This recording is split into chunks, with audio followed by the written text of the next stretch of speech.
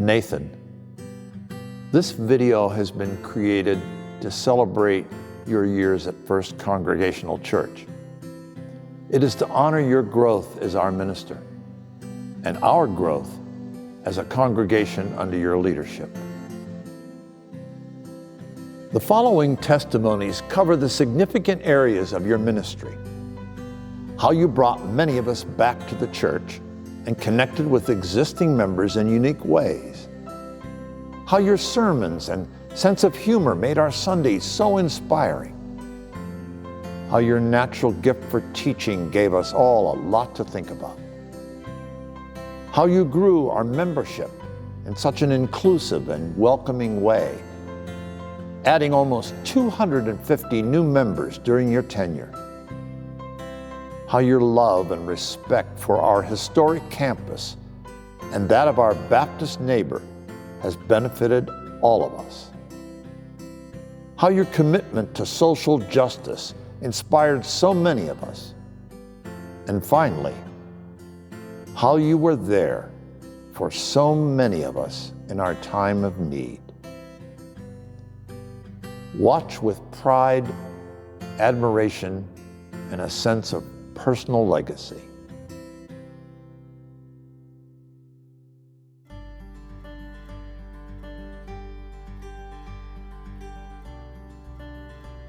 We were looking for a church about 5 years ago. It was something we had never done yet as a family. My husband was raised as a Catholic, and I was raised as a non-church goer. We knew that we wanted to find a happy medium, a place that our kids and us could have a family, a community, because we love Kalamazoo. So the way Nathan has touched me and my family is his message of all are welcome here every Sunday, and that he means it. I will be honest that church is something that I love, the feeling of community, and I love the message. I love the sermon that Nathan gives. I stand behind his beliefs. I love the social justice aspect of it. And I always felt like where I was on my faith journey, I was still welcome at First Congregational. I appreciate all Nathan has done for us and for the community of Kalamazoo. We're going to miss his family. Hi Nathan, Cathy Roffe here. I just wanted to say thank you for being such an awesome minister at First Congregational Church. I hadn't been to church voluntarily in 25 years and had really kind of missed it, but growing up Catholic, I just didn't feel like that was where I was meant to be. So coming into First Congregational the first time and hearing you do the service and hearing your sermon, I knew immediately I was home. And I have you to thank for helping me rebuild that relationship with God, and for bringing me back to the church, and for encouraging so many people in our congregation to be so open and loving to others. You truly practice what you preach, and whether people always agree with you or not, know you are doing God's work and you are doing what's right, and people will follow. I moved here in 2014, and I was moving here from New Jersey, New York, occasionally going to my family church. When I moved here, I felt like, well, I should probably check out churches to build community, but I wasn't really set on going back to church. I'd lost a lot of faith in religion. And I came one Sunday to church, and normally you would say, no matter who you are or where you are in life's journey, and the congregation would say, you are welcome here. But my first Sunday, I came checking this church out, and you said, no matter who you are, black or white, straight or gay, from the East Coast, the West Coast, a child or an adult, you went on and on and on, and the whole congregation yelled, you are welcome here. And I thought, oh my gosh, this is my church. I'd never been to a church where everybody was truly said to be welcome and everybody wanted everyone to be welcome. And that's how I started out here, and that was my experience, and I give you credit for that. Everyone was welcome. People like myself who have faith but also doubts. People who are wealthy, people who are medium, and people who are poor and homeless. And I thank you for that. And wherever you go, I know you'll take that with you and you'll spread it. And I hope I do the same.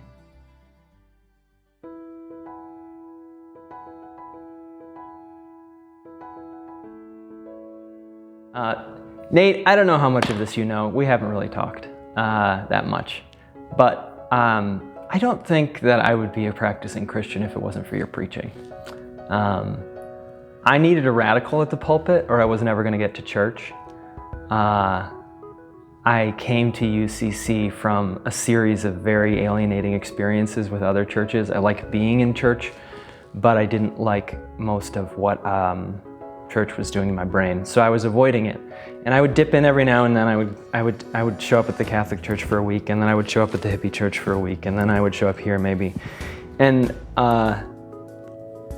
friends had sort of been like, you gotta listen to this Nathan guy, because he's an anarchist, but he's also like a pastor, and it's kind of cool. So I started paying more attention when I came here, and I don't know what your practice and how you write your sermons is, and I don't know anything about that. But I know that repeatedly, it frequently felt that your sermons would be directed towards my particular situation that week. I remember Mother's Day, 2017 maybe, you gave a sermon about how queer people and other people who are rejected by their families have to choose a family, have to find one, have to make one. And I was in the process of weighing birth family versus chosen family and how to juggle those relationships, and it was just so nourishing and helpful. And that just sort of kept happening. And then I was here, and then the choir blew me away like it does everybody, and then I ended up in it. And so your work at the pulpit was sort of the thing that got me into this community, and I'm really grateful for that. Christ has been a big deal in my life lately, especially the past year. I'm learning a lot about grace and forgiveness and saying you're sorry. And I don't think that medicine would be present in my relationships if I wasn't at this church, and I wouldn't be at this church if it wasn't for you. So thank you. You have a wonderful gift of spreading God's word and His love through your sermons. I always look forward to being there, and I look forward to your message, as you always have my attention. You often make me laugh or chuckle. Sometimes there's a tear that comes to my eye. And I always go home with nuggets of your sermon that come back to me during the week. And I'll sit and think about them. I have to admit, that's something I haven't done a lot in the past. Maybe part of it's getting older, which that I indeed am doing. But I think it's more just the wonderful words and the way you have of telling your stories. It's truly a gift, and your new church will certainly enjoy listening. I've never felt it quite so strongly in the past years, but all of your sermons touch me in some way. Your humility, your love for those who struggle in life, your compassion to help people are all such positives. You don't just talk the talk, but you walk the walk, just as Jesus did. He didn't just talk, He walked and He led. A quote I just read, "A mere man alone can easily be defeated, but a man alive with the power of God within him is invincible." Nathan, I see that in you. You're a visionary. And in the visionary piece that I admire about you, you don't let the normal things hold you back. You're taking nature, you're taking God, you're taking faith and family and social justice issues and making it true to you. And when you speak on these topics, you speak with love, and passion, and it's easy to follow that and follow you. Hi, Nathan. I'd like to express my gratitude to you for your writings in the Sluyter, for your willingness to talk about your own life and your own experiences, for the sermons that oftentimes you tie into current events in this community or in the world, and for your general, vast religious knowledge. Through these things, I think I have grown to have a much closer relationship with God and much better understanding of how things work.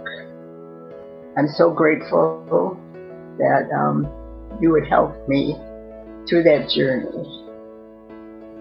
Nathan, I just want to thank you for bringing the good news of the gospel to the streets of our community.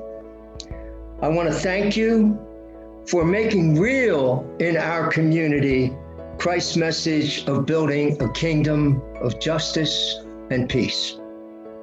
I want to thank you for bringing the joy and consolation of Christ to our lives. And I want to thank you for myself, for the peace and inspiration you have brought to my life. I wish you well. I mean, I have been in the First Congregational Church since I was 7 years old. And I was so impressed with him, how he could probably drop a sermon that he had planned to do, and something would happen the night before church, and he would be speaking to what had happened. And I have just been so impressed with him, and I was very sorry to hear when he was leaving, and I understood why he wanted to do it and needed to do it, but I certainly will miss him. Hey, Nathan.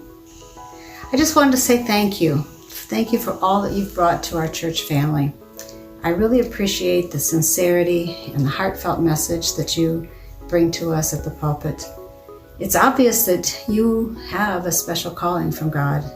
It's your gift to get his message to us in a meaningful way, and often a very humorous way. I first met Nathan when he spoke at Second Baptist Church years ago for a gun safety sermon, and I was so enthralled by that sermon. I followed him wherever he went after that, and I just want to say, Nathan, I'm so sorry that you're leaving First Congregational Church. I have very much enjoyed your sermons on Sunday mornings. You have inspired me not only on Sunday mornings, but in your work within the community. You are a great example of what it means to walk the walk.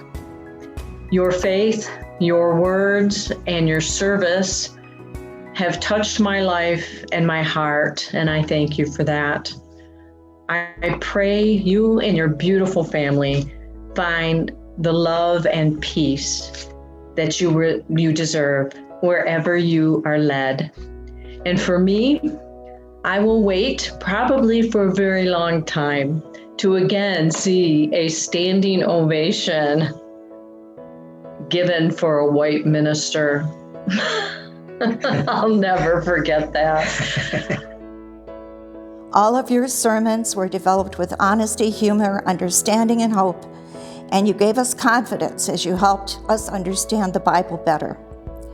Often you challenged me to think, as with your Lazarus sermon, but always you stressed God's love for us as all of his children. You gave me courage and confidence in God's protection. When you addressed us with the words, "Good morning, saints," I initially felt awkward because I felt unworthy. I had to look up saint so that I could accept the honor of being addressed that way. As a messenger of God, you have elevated my place with him in my heart and made me believe that I am one of his precious children, and that has been comforting. During COVID-19, Sunday sermons were a lifeline for me, a thread to hang on to, and the assurance that God was present every second. Nathan, thank you for your thought-provoking sermons, delivered in your own special folksy style.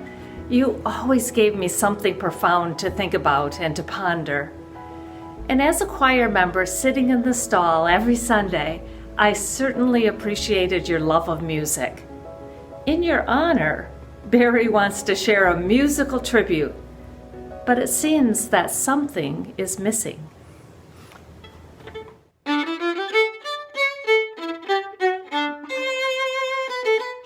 Oh, there is something missing. It's the Bach double concerto that we got to play together, but we're missing your part. Nathan, thank you for everything you've done in Kalamazoo. A congregation of diversity, a liturgy that we appreciated, and excellent music, and clergy with pastoral hearts and prophetic voices. Nathan is a preacher who consistently challenges and loves his flock. We will never forget his shithole country sermon, followed by the standing ovation. That was the Sunday Leslie and I looked at each other and said, this is where we want to be. Nathan, we wish we had more time under your leadership and your ministry. Your modeling of Christian discipleship has been outstanding. Your ability to put into words and actions the message of Jesus is inspiring. We were proud to call you our pastor.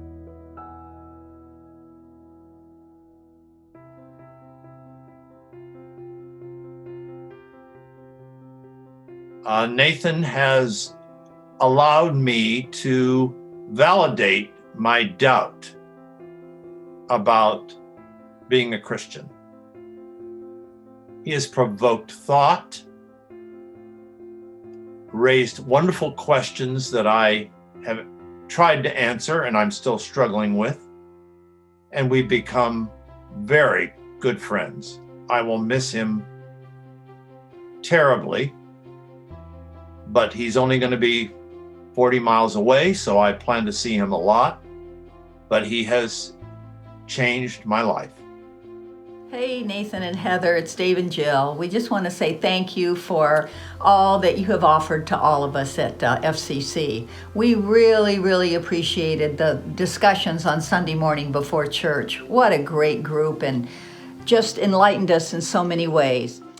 I think one of the interesting things about Nathan is just the way he approaches church. And I think for me, I don't know that I've ever experienced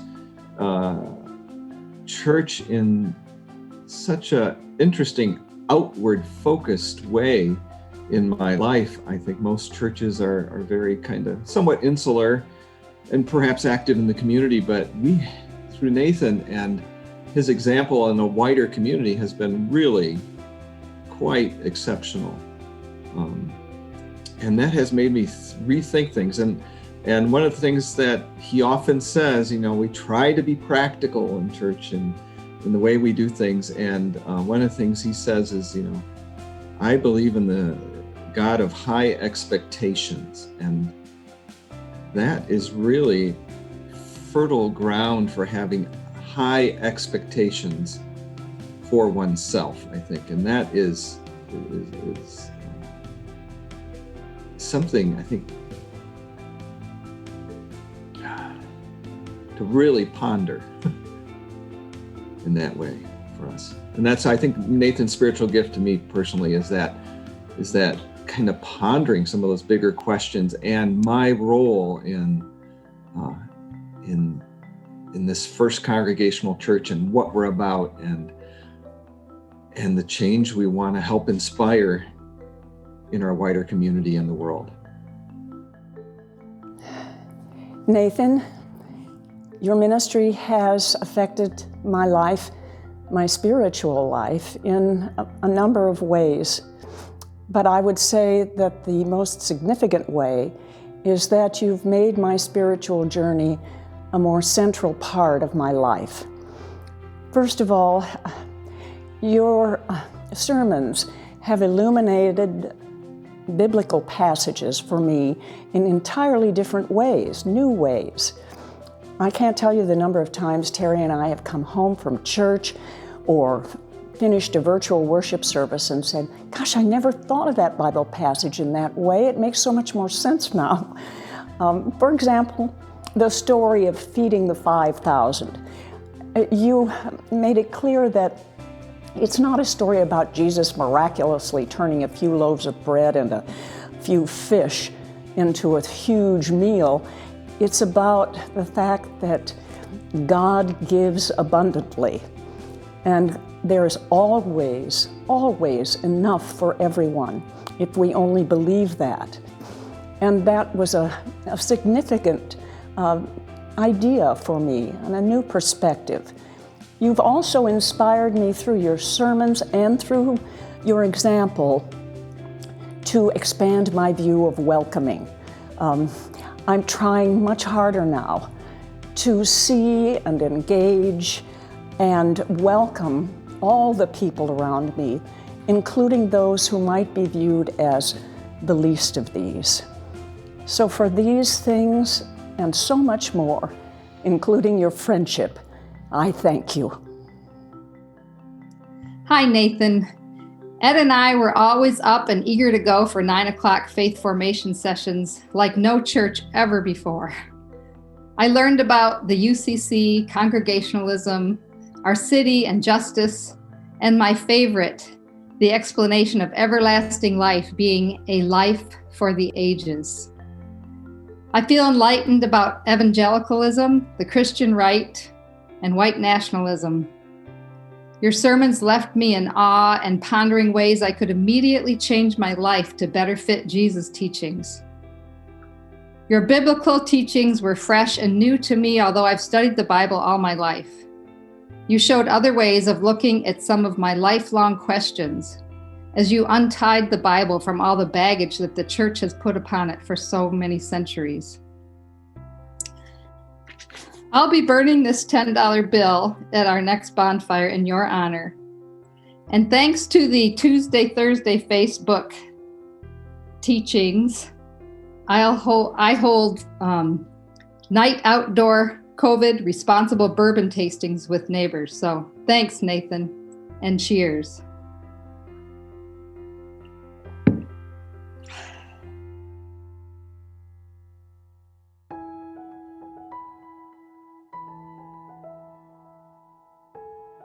I think he's wonderful. He's got a great sense of humor. He is very, very intelligent. He's got so much information in his brain and everything. Everybody enjoys listening to him. Sometimes he's funny. Sometimes he's a very good Christian man, and you're proud. The number of people in our church right now has gotten larger and larger and larger thanks to him. Well, Carol and I have been married in that church 59 years ago, and there have been several ministers that have passed through there under our care. But Nathan probably has moved me more than any of the others, primarily because of his care for the historical structure. And to that end, I have to tell him that he was very courageous to step into that fundraising program to restore the walls of that sanctuary, historic sanctuary, especially as a young new minister. Most of the other ministers would want to say that they didn't want that bankruptcy to be on their watch, but he took it on anyway. So preserving this holy space for the generations to come was a significant and very important part of my tenure with Nathan Dennison. Preserving this space for other people to come and enjoy for the generations to come. And the bonus to that was to work with the Baptist Church to preserve it. 302 Academy to preserve the light coming in our east side of our sanctuary. And the gathering space was a bonus. Without this support, none of this likely would have happened during my lifetime. So Nathan, I owe you a debt of gratitude and thank you.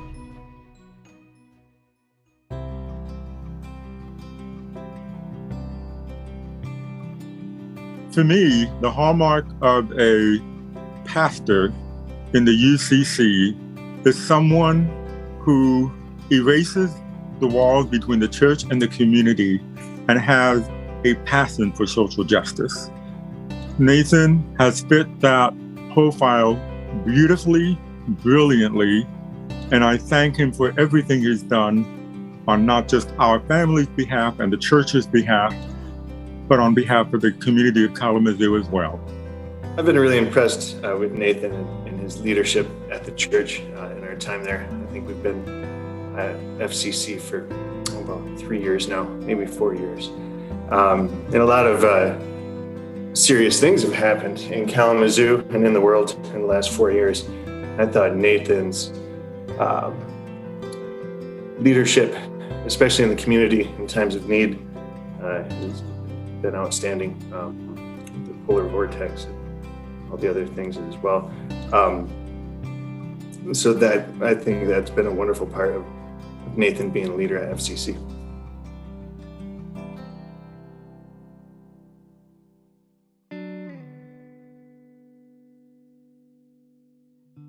Nathan got it, and he sent me a book. My brother was an alcoholic and bipolar, as I am. He sent me a book. He said, I want you to read this, which I did, and it was very difficult. It was, I forgot the name of the book. Crazy in the Blood, written by a woman whose family was like mine, similar. And that was something he went out of his way to do. And I liked his sermons, and I watched them, a lot of them during the pandemic, because I got so confused about churches and mass, and basically I didn't give a crap. They got too hard. Anyway, he saw me downtown, and we went and voted at the same time. Anyway, he helped me through, just knowing he was there, he helped me. And he says, beloved, at the beginning of all his sermons, and I don't know never heard another minister do that. And I guess Jesus does that. And I have this big, hard thing about Jesus, so won't go into that either. But I want to thank him for being around and just being downtown and opening up the whole sanctuary to the whole city. And I wish him well on his journey to his next place. When our family came to Kalamazoo in the spring of 2017 to look for a house to live in when we moved here from Chicago, one of the first things we did was sit down with Nathan and ask him if our family, 2 gay dads with 2 children who had been born in another country, would fit in a community of this size. And he let us know that we would not only be welcomed, but that we would be celebrated. And we have found that in the 4 years now that we have been at First Congregational. And then a year and a half ago, when our son's cancer journey started, he sat down with me and he let me know how God was still in our lives, even when I was asking the tough why questions. And I thank him for that. Funerals that you have presided over have been a part of our church life that has been so personal, so detailed, and so lovely, respectfully highlighting each saint who has gone on to his eternal rest. They have been so comforting, and they have been laced with thankfulness for each and every member who has gone. I think that for me, one of the most moving experiences that I had with Nathan was when he presided at my husband's funeral. Our ministers baptize us, they marry us, they bury us, they bring us into the life of the church, they join us with our dear spouses, and they help us to move on. Among all the gifts that he brought us, his ability to capture the essence of a person at the memorial service was the most important to me, particularly when he presided at my husband's funeral. He never knew Jerry in his prime, but he seemed to sense his vitality and his energy and his strength, and they really bonded very early on. He shared his engaging sense of humor and his love of every kind of music, and I think probably most importantly, his desire to see the best in everybody.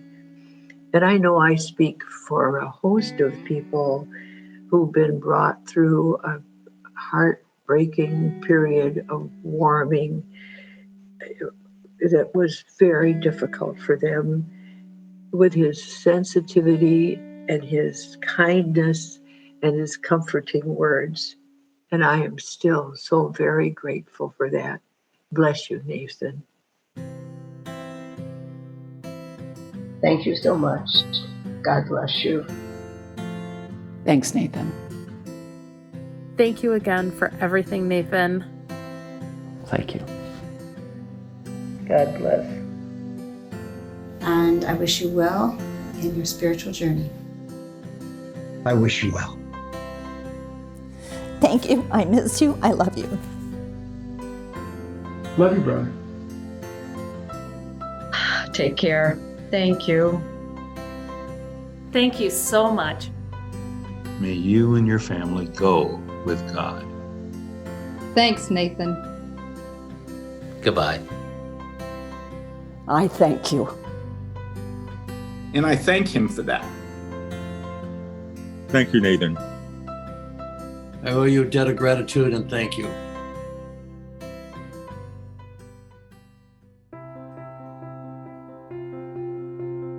Whether or not you join us in worship or you worship at one of our sister churches around the park or in Kalamazoo, I just ask that you be aware that God has placed you in this city for this time.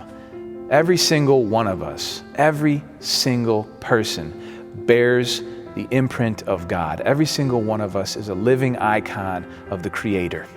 And every person that you meet was made in the image of God. So whether you worship with us here at First Congregational or you worship somewhere else, know that you have a mission and a ministry that is part of who you are. It's part of your DNA.